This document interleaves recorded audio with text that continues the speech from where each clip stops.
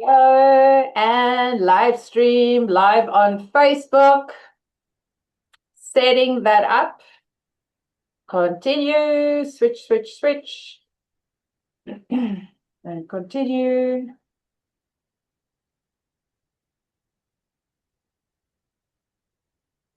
Going live. Going live. You should see it public. And it's going. All right, so let me open up the room as well, admit everyone, and very excited. Welcome, welcome, welcome. What I am going to do is enable the waiting room. Fabulous. Welcome to everyone. I have opened up the room just a couple of minutes early. This is Lunchtime Talks with Nicke, whereby you are welcome to come and ask any questions that you may have regarding leadership, confidence, clarity in business, anything you have, please feel free to share. I want to say welcome. We are going live on Facebook as well. So excited to have you all here.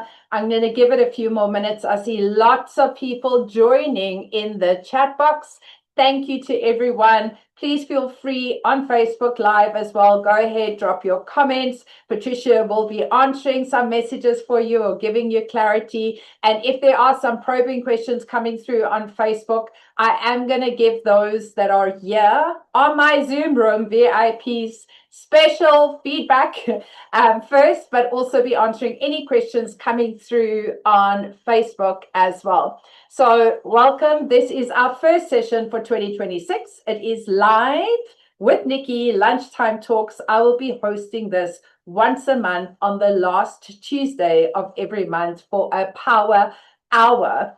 And the goal for today is for anyone here to come and ask questions. So this is not a training session. It is ready for you to ask some probing questions you may have. Maybe you're sitting on a question in business, in communication, in leadership, in speaking, and you would just like to have something answered. So I want to welcome everyone. It is 12 o'clock on the dot. Very excited to have you all. I see the room is filling up. Lots of people focusing and looking online at the moment and logged in online as well as live in the Zoom room. So again, welcome, 12:01. This is Lunchtime Talks with Nicke, whereby you're welcome to ask me any question you may have regarding your business, confidence, clarity, leadership, speaking, anything in business, and I am going to do my best to answer your questions. So please feel free. This is open for you, not a training session. You are welcome to go ahead, raise the digital hand. Everyone that is live with me in the Zoom room here has access to unmute themselves and ask their question. I am going to ask you to be brave, be bold, and share away, and let's learn with and through each other. So my name is Nicke Abraham. I am a public speaker strategist, a Cape Town TEDx speaker coach, and also a leadership extraordinaire with over 32 years experience in leadership. I love learning, love my growth journey, and always looking at how I can elevate myself as well. So I love to surround myself with like-minded people who have this growth mindset, always wanting to learn. And hey, let's learn with and through each other today as well. So let's open up into the Zoom room, the VIPs that are here live today. Please feel free. You're welcome to put your cameras on as well. But who has a question you would like answered, something within your business? How can I support you? Please do go ahead. Brenda, I see your question is coming up. Would you like me to unmute you? And you can go ahead and share that. So let's do that. Brenda, I'm going to ask you to unmute. You do have access to unmute as well. But please go ahead and share that question. Thank you, Brenda. Hi, Nicke. Hi. I'm wondering, how do we lead in a way that creates safety and courage when people in your team are navigating uncertainty or change? Oh, that is such a beautiful question, Brenda. I think the most important part is communication. And communication is allowing to have an open communication with your team. One of the things that I work with all my leaders is as soon as they start working with me, I always say to them, set up one-to-ones with your team. And it starts with the 30-minute conversation. Now, a 30-minute conversation can be sitting next to them on the couch. It can be sitting around a table and not necessarily across a boardroom table like an interview process. It's more, I call it an honesty conversation, whereby you start building rapport with that team member, specifically focusing on 20% asking a couple of questions and 80% listening to that team member. And once they start building up confidence working with you, they will also, again, repetition of those one-to-ones, build up the confidence where they feel they can open up to you a lot more. We have different personalities that we work with, and certain personalities shy away from conflict or speaking out, whereas other personalities have no problem with that. And that's why I feel it's equally important to host these one-to-ones with all your team members, giving them the opportunity to be open to share that with you. And as you start building rapport with each person, you'll find their confidence and courage will improve and increase with you as a leader, which also helps you gain so much respect with your team, but giving them respect of time and receiving respect back from them as well. I found that to be an absolute win-win solution. Now, often when I meet with lots of different people and I tell them to focus on the one-to-ones, a lot of my clients do straight away, but then over time, they stop again. Like they kind of like falls off the habit wagon. Things will then go back to how they used to be. The most important with the one-to-ones is consistency. Highly, highly recommend consistency. Very Great helpful. question. Thank My you. pleasure. Thank you, Brenda. Please feel free. Who has a question? I'm checking in the chat box as well. Please go ahead. Let me know. That was a great question. You're welcome to ask as many questions as you have. Please feel free. I know I did a leadership mastermind yesterday and somebody's like, I don't want to hog the airtime. Go ahead. If you're thinking it, somebody else is too. Jennifer, you have a question. Please go ahead. Hi, thanks, Nicke. Sure, yes. I just want to quickly know what is the best way, according to whoever here, we're all on the same group, best way to keep up with the tasks and the to-do lists all in one place? Because, yes, there's so many different groups that I'm involved with, and everybody's giving us homework or things to do. And yes, I'm falling around a little bit. I like structure. I love that, Jennifer. And I think one of the things I would start on, often as new business owners or stepping into a business space or a new position, as you've said, every single teacher, I want to say, or person you're doing a course with is giving you something to do. One of the things I learned when I started my business in 2020 and then 2021, each year I was signing up to 10 different courses. And exactly like you're sharing with the overwhelm of each different coach giving you something different to do, that's where overwhelm, fell on me. And I just felt like there was so much to do all the time. And I felt like I wanted to please not only myself, but my different coaches. One of the things I would recommend is look at everything you're doing. Focus on what's the most important outcome you want and give that person, that course, that task the best attention, because that's the outcome you want to focus on. Now, it doesn't let everyone else just fall away, but you're giving that your number one point. And it's not specifically because you like the person or it's the course they're offering. It's going to give you the best outcome. So looking at your business, what needs doing to give you the best outcome, out of everyone that you're working with, who's the person helping you the most to achieve that outcome, and focus there. One of my learnings was spending those 2 years, specifically each year focusing on 10 courses. I then decided 2023, I'm not going to study anything. I'm going to put it into application. And that's also important because sometimes we're given so much information that we have this overwhelm. We also want to be perfect before we start, but we just need to start. I now start focusing on 3 things a day. The most important 3 things for the day, and just do that. Because if you're going to be with the overwhelm of trying to achieve everything, but you hit burnout, You're not going to be useful or helpful to anyone at that time as well. And that's what I recommend. I worked with a brilliant strategist coach last year, and somebody said, "Oh, you're not with her this year?" And I said, "I learned so much last year, which was incredible. I still need to put a lot of it into implementation." And again, it's focusing on one thing at a time and applying that. That would be my high recommendation to prevent that overwhelm. I hope that answered your question. Absolutely does. Fantastic. Thank you. And welcome to everyone. I see we've got quite a few people. Hi, Julian and Phil Larson. Lovely to see you. John, Bronwyn, Antoinette, Mariette, Susan, Martin, and Jane, Lynette.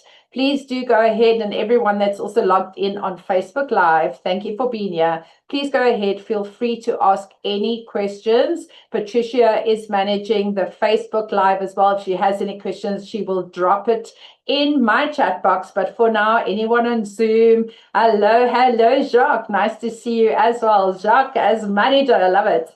Nice to have you here. Please go ahead. Today's the Ask Me session, lunchtime with Nicke. It's going to be presented every single Tuesday, the last Tuesday of every month. So welcome to those that are here, but please feel free to ask any further questions, any questions that you may have. If you're feeling it, you will be able to help somebody else as well. So you're welcome to unmute yourself or go ahead and type in the chat box. Who would like to ask the next question?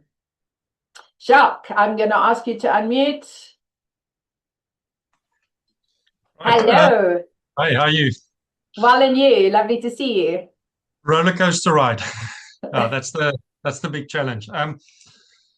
Nicke, one of the things that I'm currently working on is a in-house training with my carers and my medical staff, for instance. And one of the challenges that I'm picking up is definitely a sense of skinnering and holy gossip, if you can call it that kind of thing, where you have a little prayer group and then that little holy gossip becomes, "Oh, have you heard?"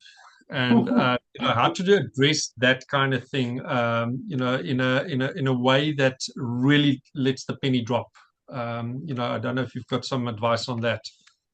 Absolutely, I do. So when it comes to gossip, and again, I think this is from years of learning and sometimes also going on that falling into the drama of gossip. And I think a lot of that happened in my 20s, my younger years, where you're so hung up on what people think of you and how you're doing your job and what you can do better. So one of the things I learned about gossip, I actually, every time I started in a company or in a new role or in running a new group, working with a new group of people as you're currently working with as well, I would host my meeting. And whether you've been there for a while or going into it tomorrow into a team meeting. But one of the things I've always shared with everyone I work with, in fact, I still do it currently before I launch any course, that if I hear something about me through someone else, it falls on deaf ears.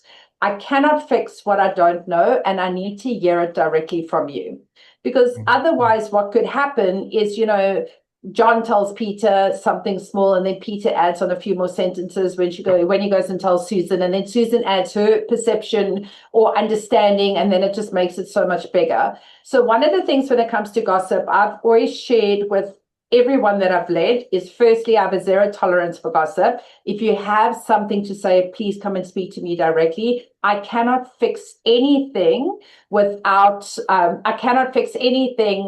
I hear it directly. Secondly, I also have a zero tolerance to listening to gossip. So if somebody comes to me about gossip about somebody else, my first thing would be, would you like advice on how to fix it? So you can go fix it directly with that person. Or alternatively, I prefer not to discuss that person without them present.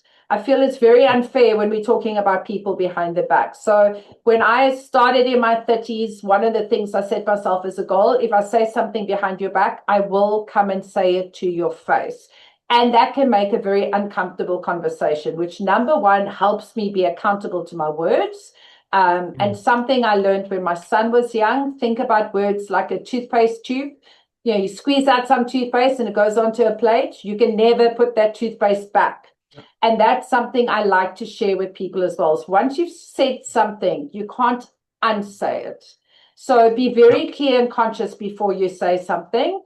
I've also always said to my team as well, anyone I work with, if you're finding yourself getting into that gossip fest, just stop and say, let's bring that person and involve that person. In fact, anytime I've had feedback, in business, so if I'm working with a couple of people and I have feedback and they give me feedback, I've always then, say for example, I'm training a regional manager to train a manager and they want to give me feedback on that manager. I'll be like, let's have a meeting, give me the feedback, fabulous. Let's bring the manager back here and tell that manager with that manager present. So there's no misunderstanding. And I think once you bring that transparency to place, makes it a massive difference and shift in gossip. Because if you know that your gossip is going to be brought to light, you're going to start thinking very differently. I hope that helps. Yeah, because I think the one thing I'm addressing the white elephant in the room, so I don't take anything like that. So I always say to them, I am addressing that elephant while it's still small. So that's why. Give me the info. I don't want the gossip. I want the info. If you can't give me info, it's not relevant. Sorry, cheers. So that's the one thing. But what I want to do is I want to introduce an in-house training with regards to that, and just address that and take it further. Yeah, thank you very much. My pleasure. I would also challenge your team that if anybody comes to them with gossip, just say no. Exactly. Hard no. Yeah. Just hard no. Don't want. We get so caught up with gossip, which is such a waste of energy. When in fact we should all be looking at how we can empower each other to be better. And that's it. Exactly. So it's a culture. It definitely is a culture. Definitely is a training. And then most importantly, being accountable to make space for them to be clear to hold each other to that. I think that's where it also helps, again, going back to those one-to-ones. When you start having that open conversation, people feel less inclined to, less inclined to go behind your back or behind somebody else's back when they have that open communication channel with you. Exactly. Yeah. Thank you. My pleasure. Brenda, you said you had a comment. Did you want to add on to that? May I, Nicke? Absolutely. I just think the way that you answered my previous question when you used the word communication, honest and open communication is so important. And I apologize, I never caught your name. I'm just seeing manager. His name is Jacques. Jacques. So I think for your team to understand the values of your business and integrity, if you've got the values in line and you are making decisions that are aligned to your values, therein lies the benchmark where you can begin to start process with them if they step out of line. And what I found helpful as well is that to have this conversation of mutual expectations. And in that discussion with your team, or in the one-on-one, as Nicke said, was that, so what expectation would you have of me? But, you using this as a platform to be able to say to them, the expectation I have of you as a team leader or etc. is that we've got 0% tolerance of the corridor chatter. Yeah, absolutely agree with that. And I always find as well saying to people, focus on the words that come out of your mouth. And are they kind? Are they true? Are they real? Another thing is, when it comes to gossip, and you do get people that love gossip, and it's men and women, and it's, let's be real, we've all been there. But often when you say about gossip, you go, it might be fun for you to be gossiping about someone else, but just remember, if that person's gossiping with you, they will be gossiping about you to someone else.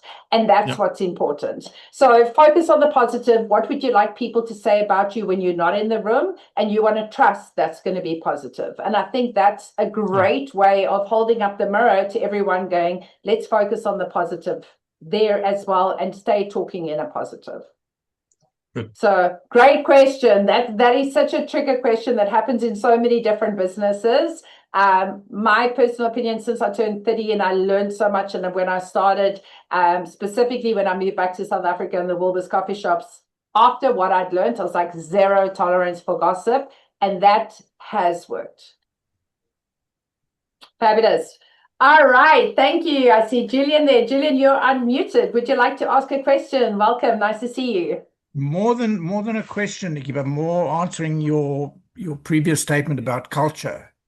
I found it relatively beneficial by having sessions, roundtable sessions with everybody, where they can air any problems and facilitating that process. Because feedback, whether it hurts or not, is always good, because it sets the standard for the culture. And if you believe in that, and if you show people what it is, and you include yourself, so if they've got anything to say about you, you've got the opportunity to defend or correct anything that's being said. That communication and that culture is what drives a business forward. Absolutely. And Julian, I want to thank you for that as well, because when it comes to communication, the most important thing is to listen, not to respond, but to hear. Yeah. And that's important. But I always believe as well, when it comes to communication, it's how you react to someone's statement is where the power lies. And often when it comes to giving feedback, think about when somebody tells you something that is not nice to hear. If you feel like that really offended you or hurt you, the only person who can fix that is you. If it's something that kind of was like, well, I don't believe that, then you can let it go. But if you start hearing it on a regular basis, then maybe you need to look inwards. But the beautiful there is just having that opportunity to have that, like I love what you said, your round robin. Again, the only hesitation I would have about that is different personalities in the work culture. So you'll have I love using disc profile in my leadership capacity, and you'll find your dominant personalities have no problem saying things, whereas your easygoing, your compliant, and your steadies don't often bring things to attention. So sometimes it can turn into a little bit of a dominant versus easygoing just because of personalities. But if you've built a culture that people are comfortable sharing what they need to share, that is fantastic. And again, it comes back to your leadership and also you managing the space of kindness and accountability in those conversations. That would be very important as well. So thank you for sharing. All right, who else has a question? We're focusing on leadership, confidence, and communication. I saw Jane put on a camera very quickly, but you are unmuted. Jane, did you want to ask a question? No, I don't want to ask questions. I was commenting on the other guy with gossip. I find that the easiest way and the fastest way to nip it in the bud is if a person comes to me and say, this person said so and so, you will say, okay, hold on a moment. Let's call that person in, then so that you can tell me what she said or he said, and then he can also tell me what you said, because it was a communication of two people. So this person is not going to shine with gossip and adding a little bit of pepper and on this, Absolutely. whereas the other, because that way it nip it in the bud. When they are together, whatever they did, it stays there. It doesn't come to you. It doesn't come into your space. It doesn't come into your consciousness. It stays there with them, because that is something that you cannot, but you can teach them that you are not going to do that. You are not going to bring that in this space. That's basically how I think that's another way of just nipping it in the bud. Thank you so much, Jane, for your valued feedback. I appreciate that. And that's absolutely important. You know, just like come and say it in front of that person. Let's just be clear. I don't know how many of you are watching My Kitchen Rules at the moment, but it's one of my favorite shows. And that is exactly what they do, where they critique each other's food. Well, at the moment, they're doing open critique to each other, and they've only told them at the end of the program before they go ahead and critique, because a lot of people are comfortable doing things behind each other's back, but not directly face to face. It's made for a very uncomfortable few episodes coming forward, which I'm really excited about as well. All right, thank you. Let's see. Are there any questions? Remember, today is Lunchtime Talks with Nicke. It's an hour on the last Tuesday of every month. I look forward to hearing some more challenging questions you may have, or something you've thought about and just not sure how to navigate. Lynette, I see you're unmuted. Please go ahead, Lynette. Hello. Hi. Morning, everyone. Thank you, Nicke. This is maybe more of a personal question in line with what's happening with me at the moment. Just to give everyone else an idea, I've recently launched a premium range of shortbread biscuits. So the question is regarding that. Nicke knows I saw that there was a message from the Oranjezicht market saying that they are looking for products to sell in their deli section. So I've emailed them with photographs, my whole story, and I haven't heard. On Thursday there's supposed to be sort of a tasting session with 4 people, and then they make a selection from that. I haven't heard anything from them.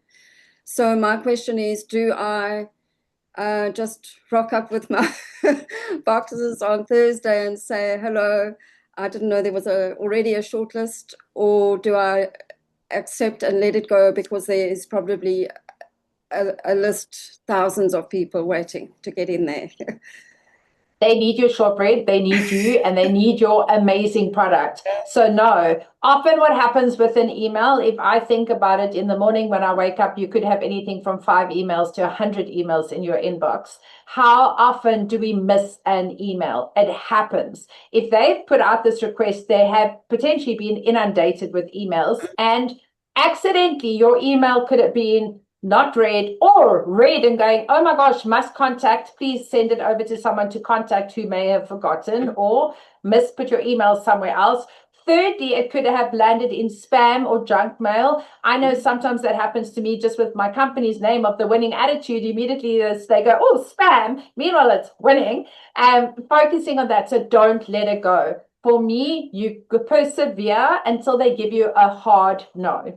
And I wouldn't wait until Thursday. You now have Tuesday afternoon, the entire Wednesday, to contact them, phone a run user, put it out there. Who do I speak to? I feel like you may have missed your email, and you are going to miss out on the most spectacular cookies, not just said by myself, but all my clients that have tasted my cookies have said they're the best cookies ever. So please, can I bring them forward? I'm available on Thursday morning. I've actually blocked out in my diary because I knew you were going to call me, but I feel like I'm really concerned you've missed out on my email and the opportunity to showcase my cookies. Like, hello. So I would go right there. You have the most incredible product. You need to be seen. And the worst thing that could happen is they come back to you and say, you weren't shortlist. Thank you very much. And you can go, fantastic. However, here's my details. If somebody drops off or can't deliver to your expectations, I know I can. Secondly, I am going to be speaking to other markets. So I would love to stay in contact with you should anything change. And that's it. Yeah, so one no could be 100 yeses, but one yes is your yes that you're waiting for. So if they're not the right market for you, or let's rephrase, if you haven't got the best product you've got the best product. If you don't have the right product for them, it's their loss, but persevere.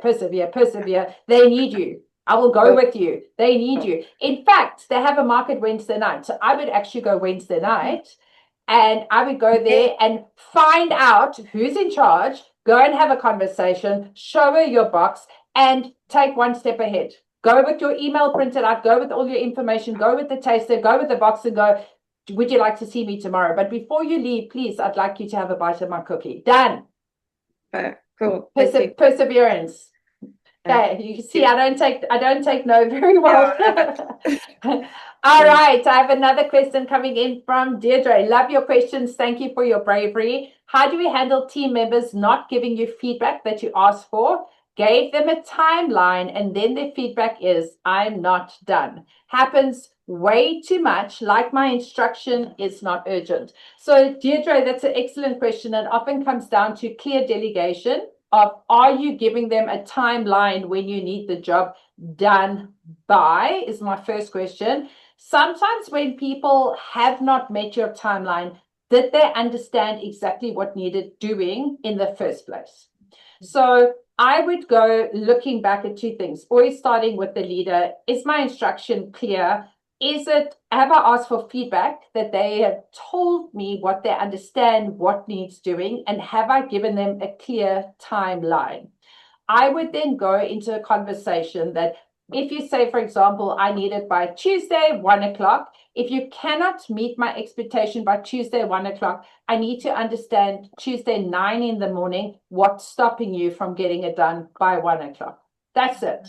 And ultimately, what happens is, if we if we constantly let it go, like your instruction is not urgent, if we constantly let it go, we're just building a space that people feel like, oh, this is okay. I didn't get into trouble, so I can just do it again. And maybe what's happening is you need to look at your consequence management. What is the consequence if that's not done at that certain time? How is it going to impact your role? How's it going to impact your business? How is it going to impact their business? And that is the important conversation to have. If I don't get it by this time, the consequence is A, B, and C.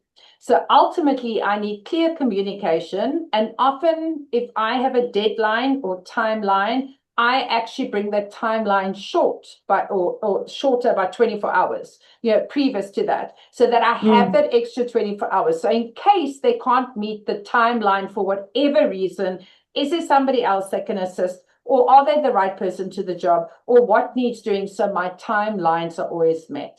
But the most important is coming back to accountability and consequence management, because do they understand the urgency or the importance of what it is that you do? Remember, what may be important for us is not always important to other team members. And as Jennifer started saying, where she said, I've got working with quite a few people, everybody's asking me for different things. What may be important to one person is not always as important to the other.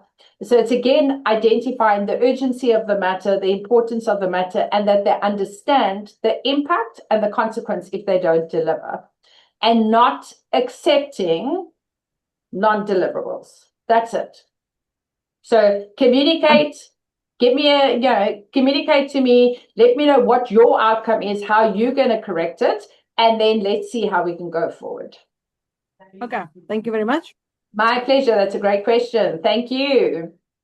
All right. Waiting for more questions. Bring them in. I'm checking the chat box. Those on Facebook Live, welcome as well. Please feel free. You're welcome to drop any questions in your Facebook Live comments. Patricia will share them with me, or go ahead and copy them into the chat box if I can. But while we're here with everyone live, thank you again for being here. This is Lunchtime Talks with Nicke. Ask me anything and I will answer it in the best way I can. So please go ahead. Are there any questions? I'm having a look at everyone on the screen as well in the Zoom room. If there's anybody who'd like to ask a question, and it can be anything, business related, entrepreneurship related. I see Deirdre's hand's just gone up. Fabulous, Deirdre, go ahead. Yeah, sorry. Now I've got a lot of questions. So while I've got you here at my disposal, I'm just going to throw it at you. So I think the next question that I want to understand how to handle is if you have a member in the team that is just not performing, it's just not up to scratch. It's someone that you inherited, so it's not your employment, but it's someone you inherited, and then that person is just not up to the standard. How do you now get rid of this person, if I can put it as harsh as that? Thinking of not, let's just fire them and there we go. But how do you give them another opportunity? How do you find to say, okay, listen, I've tried, there isn't a space for you, I don't know what I'm going to do with you. And now you're sitting without doing anything because everything I give you doesn't work out well. Okay.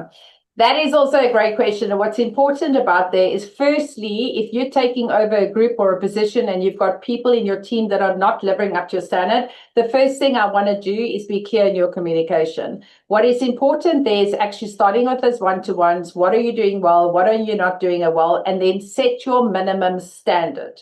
So you may find yourself in a role where you've come into a new role and your leadership standard is here, and potentially maybe your previous leadership was there, and you've just got a higher expectation. They may have been delivering to 100% of the previous manager. You've now upped the ante and you want to take the business or the company to the next level. How can you bridge that gap? So yes. I would then start on a map with this particular person. What are they doing well? What are they not doing well? Where can you support them? Where can you train them? Where can you guide them? And share with them very clearly between this where they are to where they need to be, what needs doing to bridge that gap, what is the processes and the steps that need to take, and then I would go into weekly accountability of breaking it down into bite-sized chunks. This is what needs doing, this is how you can achieve it, and by the end of the week, my expectation is that you've achieved. If you've achieved, fantastic, we're going to move on to the second. If you haven't achieved,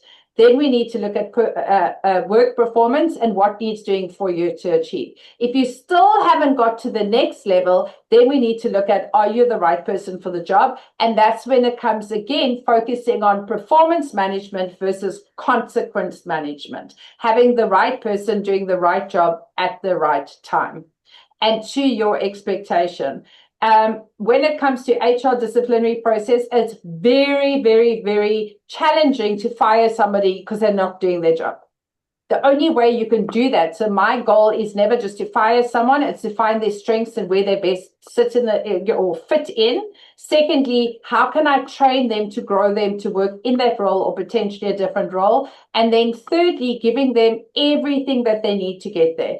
If that can't be met, then you need to look at, is there a different opportunity? Or then you need to look at the poor performance. But that would be poor performance because they cannot reach your minimum standards. But have we given adequate training, coaching, communication, and every single meeting you do week after week needs to be structured, needs to be documented, and both parties need to sign that they understand.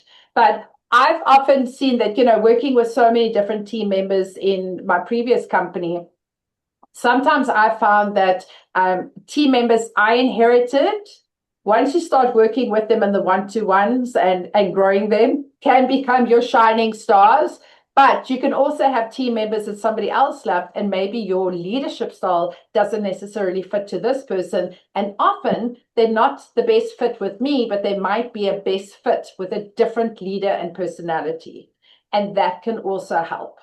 So for me, it's what's the best place for this person and for the business, but not accepting anything lower than the best performance. Yeah.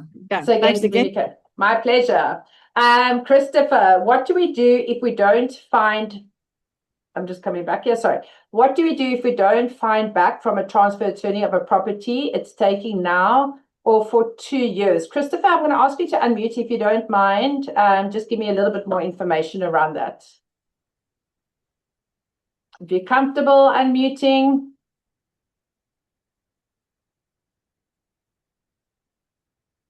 Let me know. Otherwise, if you're typing, I just want to understand the question regarding that. So what I'm understanding, you haven't got feedback. Oh, there we go. You've unmuted. Go ahead, Christopher. Yeah, the whole thing is we've been 2 years now, but we're waiting for the transfer on the property being taken for a later stage. And every time that we phone the transfer duty attorneys, they keep on saying, yeah, they're waiting for the deed office every time. And from last year, it's been said that the deed office has lost our file. We sort of resubmitted everything now again. Then they lost again the file, and now it sounds like they lost the file again for the third time in a period of a year. But they keep on losing it. So we are really now on the point that we are tired. We don't know what to do anymore now. Okay. So, Christopher, that one, I'm going to highly recommend speaking to another attorney and finding out what's the best way forward there, of how's the best way to handle that, because that's going to be far more legality side when it comes to the property.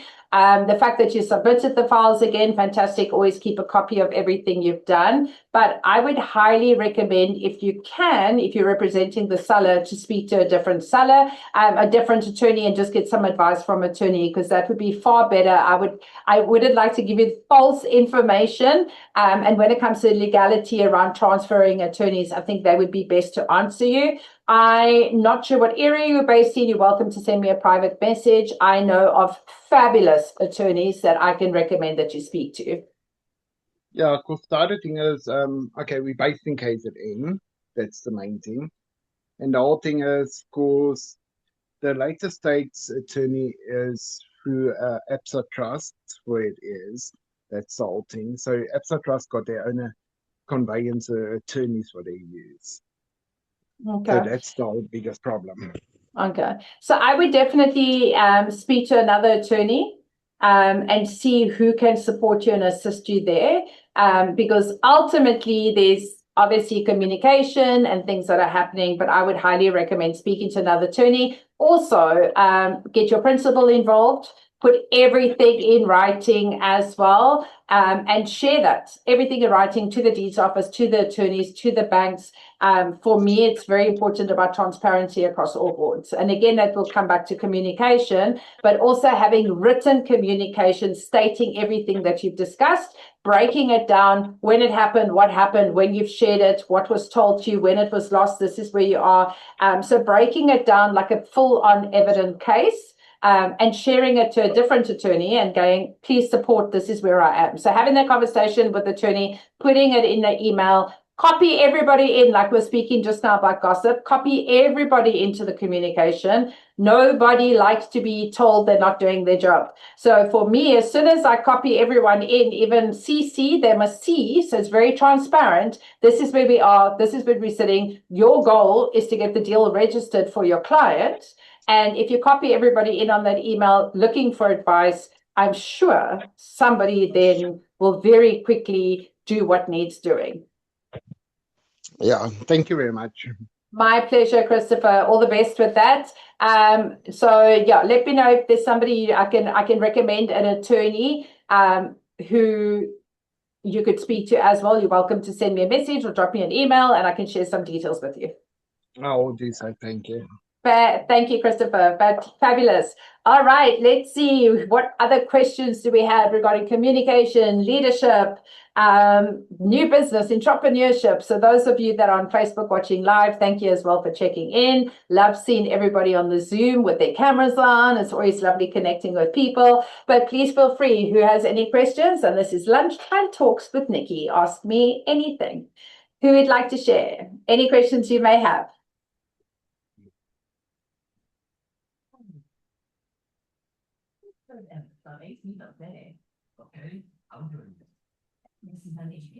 Julian, I see you unmuted. Did you have a question you'd like to share?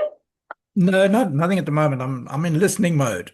You're in listening mode. Yeah. Just for those of you, Julian has got how many decades of experience in hospitality? So I'm saying to Julian, go and write a book. He's got so much incredible information. That's one of the things. How do I start doing that? Okay, I'm ready. How do you start writing a book? Yeah, because I'm a great procrastinator. So I started up when I was in Joburg about a year ago, looking at the service aspects, and it's something that you can relate to. Just what happens from day to day and the differentiations between the styles or the ethics of the service. And I've given it a title, which I'm not going to share now, but I've started writing it and I've got to about 7, 8 pages. Now I'm writing as if I'm talking and it's becoming too complicated. So it has to be taken down a step so that it becomes direct and factual about my feelings and the processes, how to write it and how to fix it. I know where the problem lies. The problem, as you said, now lies perfectly at management or at ownership, because you can't tell people that they're not doing it if you're not doing it. If you're not living it and walking the walk, it's not going to happen. And I've seen it too many times. Because go ahead, sorry. And it's just sort of, it's not my job. That's everywhere. It comes from CEOs all the way down. I expect you to do it. It's delegated. Oh, it's not delegated. It's just handed out. And then they turn around and walk away. If you get it wrong, you're deep in it and you get fired. But that conversation, as we were talking about earlier, that constant communication builds up. It's a culture of making people feel comfortable and wanted, where they feel important within the organization, that they have something to deliver. They have some part to make the success of the company. It's like people sitting in a restaurant. If you sit in a restaurant and you are ignored, you're never going to get back again. If you sit in a restaurant and they make you feel comfortable at home, and enjoy asking the right questions, the right communication, you're going to go back. And it's not really about the food. It's about the feeling. The food is inconsequential. So, Julian, my question I want to ask you, what is your question? Because you're sharing with us your expertise, which I know. So you started off going, how do I let go of procrastination? How do I start writing a book? And then you went into your theory of what you want to share. No. I need to know what's the best way to start if I want to write a book. Just start. So 2 things I would say there. I think we have met face-to-face. We have had a really detailed conversation. I think this is also where it sparked all this creativity in writing a book, because you've got such brilliant information. And I've met so many people who do want to write a book or want to share the book. I'm going to share on behalf of myself. I am currently working on my book because I've lived the most incredible life, always just saying yes and then learning how. And with that has come life experience. Saying that, I love to speak.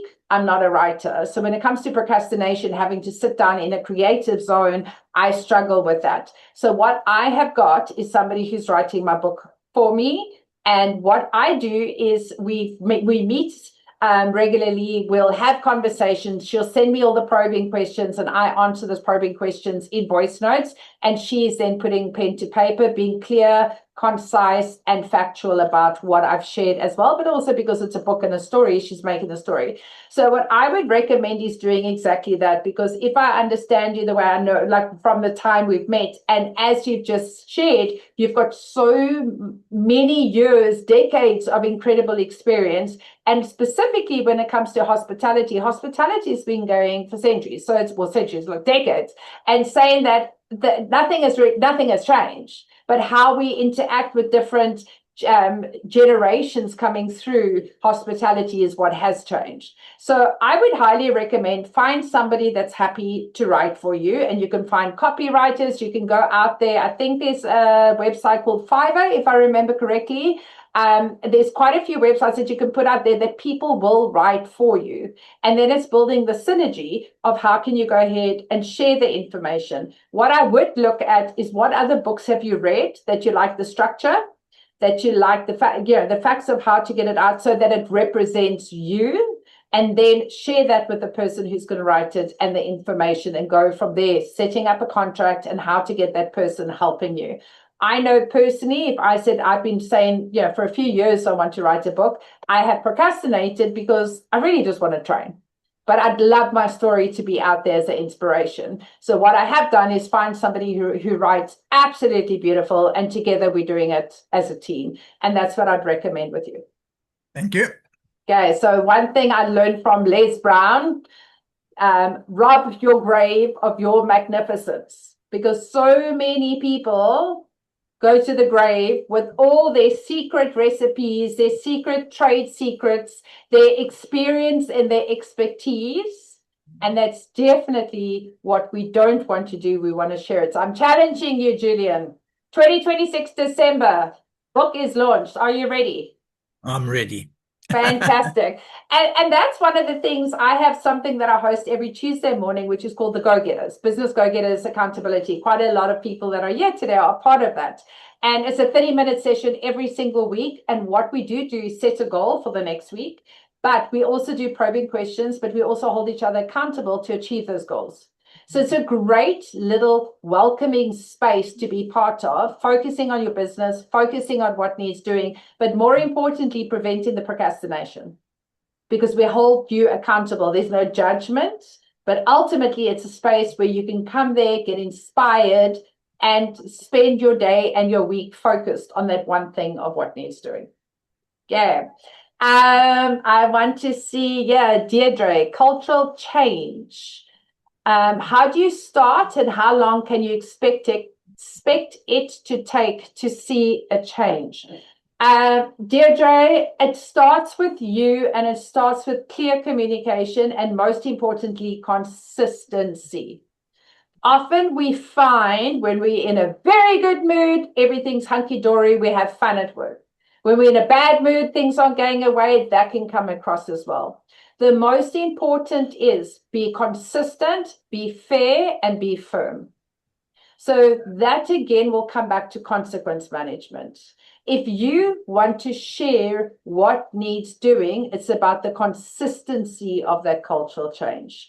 It's about sharing the values, sharing the understanding of what does cultural change mean to you and the business. It could be potentially, if you're thinking of, say you want to set up 5 different things within your business of cultural change. What I would do is have a meeting with everyone, share the 5 different things, and then tackle one thing a week or a month, and putting all your focus. Remember, change is like creating a habit. And some people say a habit takes 21 days. Other people say 90 days. So the sweet spot, I say, is 60 days. So that is creating habits in bite-sized chunks. But most importantly, we're living it, we're breathing it, and we're being accountable as a leader to hold space, to be firm, fair, and consistent. Most importantly there. I hope that helps. Yeah, thank you. Awesome. Brenda, please repeat the 3 points of consequence management. Ooh, now you're throwing one out there. Is this something I've just said? You know, they come and they go. Consequence management, I think that it's exactly that. Be firm, fair, and consistent. Most important when it comes to consequence management. You know, utilizing an example, and I learned this from myself. Somebody would come to work late. So let's just use that as, you know, one of a bad habit. When I was in a good mood, I was like, "Oh, you're late. Don't worry. I'm sure it was the traffic." But when I was in a bad mood, it was, "You're late. You've affected the team." So ultimately, that's not being firm, fair, and consistent, because it depended on my mood and how I reacted to it. Ultimately, if there's a problem with timekeeping, you need to be firm, fair, and consistent. Whether you're in a good mood, whether you're in a bad mood, what is the consequence of late coming? That is what we need to focus on. So it's more about consistency every single day. And ultimately, we don't want to be at work in a bad mood, but it happens. But it's more importantly that your team know consequence management is when there's a reaction, something, an action, there will be a reaction, irrespective of your mood or how you behave. So consistency for me is the most important. Great, great, great question. Fabulous. Checking in, Patricia, if there are any questions coming in on Facebook, on our live feed. Otherwise, please feel free. Christopher, I did see you sent me a question. Thank you. Please. Okay, fabulous. I got your number. I will definitely reach out. Yes, go ahead. Somebody had unmuted. I could hear. Who would like to share? No? I thought I had somebody about to share. Please feel free. This is Lunchtime Talks with Nicke. It will be an hour for the last Tuesday. Well, not the last Tuesday. Last Tuesday of every month at lunchtime. So ask me anything sessions focusing on leadership, communication, entrepreneurship, real estate, whatever I can answer, I will answer. Having spent 32 years in leadership, but 29 years hospitality, working in real estate, as well as my own now training company for the last 6 years. So please feel free to ask any questions. Where I can support, I will. And where I can assist, I will definitely do that. Please go ahead. We have 9 more minutes. Do we have any more probing questions? Questions that you'd like to ask, you're just not sure when or what or how? Please feel free.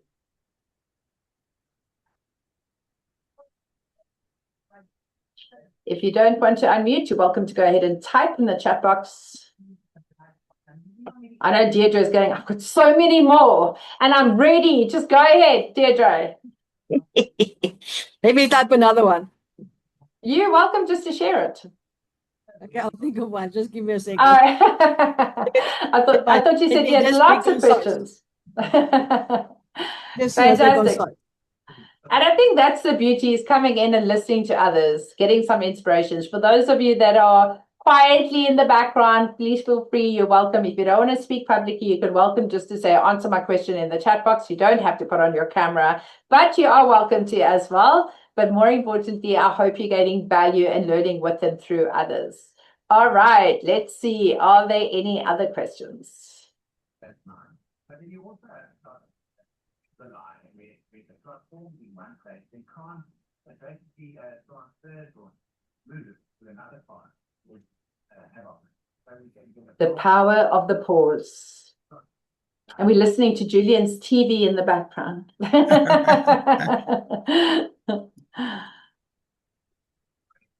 Admiring so I'm the gonna... champagne on the walls. Oh, nice one. All right, Brenda, please go ahead. Nicke, I'm just wondering, what is the cost to ourselves and others when leadership is driven by control rather than trust? So I would love you to share an example of what that means to you. Okay. So what that means to me is that often one finds, let me just say, through my experience, often leaders there's not the character that is carrying the title of leadership. And therefore, they either lead through control or they lead through fear. Now, what is the cost to us as leaders and to the rest in the team? If you're working alongside someone like that? If somebody who you are submitting to, so if you're in a leader, let's say I'm a team leader and my superior leads by way of control rather than by way of trust. In other words, they have been promoted as a leader and they haven't yet earned, if I could say through character development, the ability to sit and have those one-on-ones like you were speaking about and build and foster safety and trust. What is the cost? So the cost can be very high, and that's a really great question. In fact, we actually spoke about this yesterday on my Leadership Ask Me session, which I host every Monday for my leadership team. And when it comes to that, so if we're sitting, like you're saying, you're in middle management, so you're leading a team, but you're also you're leading upwards. So you're leading up to your CEO, your director, your owner. You've got yourself as a leadership capacity, but you're also leading a team. Now, often what happens in that space is, I always say, be the best version of yourself, be the best leader you can. However, if you and your level up, the person you are leading, who is leading you, is not on the same page, it makes it very, very, very difficult. There's two ways to navigate that. Firstly is open conversations and see if that works. Secondly, if that doesn't, I say be the best version of yourself. Focus on your accountability, and what you choose to do is inspire accountability downwards, but also inspire accountability upwards, whereby you could ask that leader probing questions. So if you find that person is coming across like, aggressive or, not leading, like you said, not as much experience, you could ask questions and go, what do you feel the consequence of this message to our team is? Or so it's more asking questions to bring light to the way that they're leading. Have conversations. I'd love to find out where you studied or who has guided you on that. Or I'm interested in how you answer that. Could you share more information? So one of the things I like to do in that middle management is, firstly, be accountable to yourself and your team. Secondly, try inspire accountability upwards with those questions. If nothing changes, that it's just, and I've worked with quite a lot of leaders in this aspect where they just go, my leader is not transparent, they're not living by the rules, I'm trying to drive a team, but they kind of the stop to what I'm doing. Sometimes if you can't change upwards, even after you've tried, sometimes the best thing to do is find somewhere or a company culture that is going to work for you. And that's also important. So the cost of leadership that's controlling and not gone through a journey of how to be an effective leader, the cost is they could lose a company, they could lose a team. In fact, when I worked with a retail coffee shop in South Africa, I ran at a stage overseeing 9 different restaurants. But one particular restaurant, as an example, I would give them a budget, their weekly budget, and often I would see that weekly budget triple, quadruple, or go back down to their weekly budget or lower, depending on who was leading that team. So for me, you can have exactly the same team working in a business, but how they do their job really comes from how they're being led. And that for me was a massive aha, watching a particular store go from, let's just use an example, 25,000 Rand a week to 100,000 Rand a week, back to 10,000 Rand a week, back to 150,000 Rand a week, each total on a weekly total, depending on who was leading the team. And that was so evident for me on the importance of an excellent leader, but also how much you can lose by not having the right effective leader. Very good. So Thank you. that's what I would recommend there. Fantastic. I see Deirdre's hands up. This will be the last question for lunchtime with Nicke. Please go ahead, Deirdre. Thank you very much, Nicke. I actually wanted to add on to Brenda. It's not a new question. It's expanding on that question. Just quickly wanted to, while she was talking about the leadership, and then when your leader is not on the same page, they didn't go to Nicke's course, so actually that they don't know about one-on-one meetings. So what I wanted to give to Brenda, so I'm not sure if she is in that situation, but advice from my side, how I handle that is, I had the same situation, and because of this one-on-one meetings, what I did is the meeting down, and then I arranged with my leader, my manager, a one-on-one meeting. So he doesn't have to know that it's managed or like you are trying to do something. It's just to say, listen, I need 10 minutes of your time. I just quickly want to check in on a few things. And then I kind of arrange my own one-on-one meeting with him where I tell him my plans and ask him, what do you think, your input, and then get him involved like it's his plan. And he's guiding me and leading me to the next level, but I'm already at that level. So I'm taking him with me, if I can put it like that. So definitely that if he doesn't have that, I started doing it from my side and just call it his plan. And then he feels like he's checking in on me, but I'm actually checking in on him. If that I love that. So a little bit of reverse psychology. Thank you, Yes, Deirdre. yeah.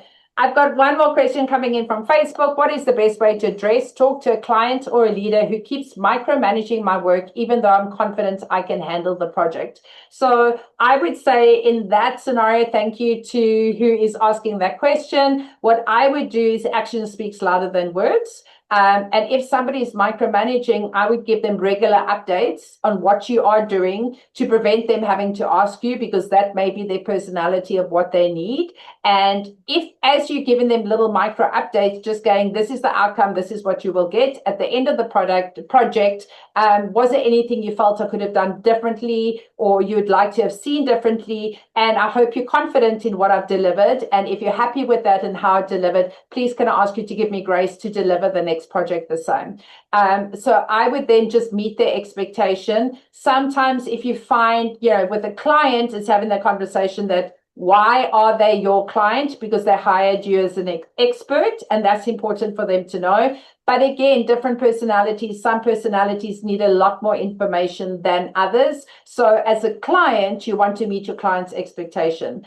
As your leader, because there's two aspects to this, as your leader, it's about having that open communication, asking them exactly what their needs and requirements are, and then saying, how can I meet that, knowing my confidence I can deliver. But again, action speaks louder than words. So once you have completed your first project, if there was nothing that they could have added to it because they were happy with it, you can then just ask for trust going forward. And again, it comes to this one-to-one conversations going, I love that you're so actively involved in what I am doing. Is there anything that I could gift you more time to trust me doing what I need to do so that you don't have to oversee it? And would you like more regular updates? I would just do it in a very kind way. And it's bringing to attention, how can I support you without you micromanaging me? Again, leadership style of what needs doing as a leader and trusting your team. And trust is definitely built through confidence, through outcomes and what you do.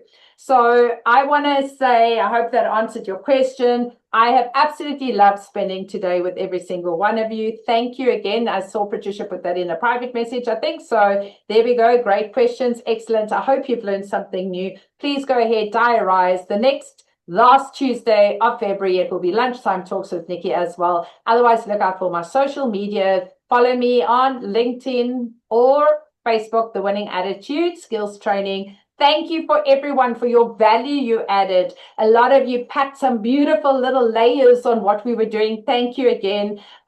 So enjoyed spending time with you. Thank you for asking incredible questions and lots of value that you added to our session today. Have a fantastic rest of your Tuesday and the rest of your January. Thank you very much. And I shall see you all Ask Lunchtime with Nicke in February, the last Tuesday of February, same time, same place.